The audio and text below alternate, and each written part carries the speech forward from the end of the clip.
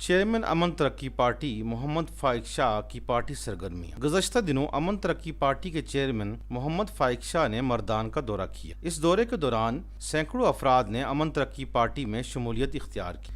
A T P کے plate form پر محمد فائق شاہ نے عمائدین علاقہ، بزرگوں اور نوجوانوں کا شکریہ ادا کیا۔ اس موقع پر ورکرز کنونشن کا اہتمام کیا گیا تھا، جس میں عمائدین، بزرگوں اور نوجوانوں کی کثیر تعداد نے شرکت کی۔ مردان پہنچنے پر پارٹی رہنماؤں اور عمائدین علاقہ نے محمد فائق شاہ کا بھرپور استقبال کیا اور ملک کے روشن اور تابناک مستقبل کے لیے سیاسی جدوجہد اور شعوری تحریک شروع کرنے پر خراج تحسین پیش کیا۔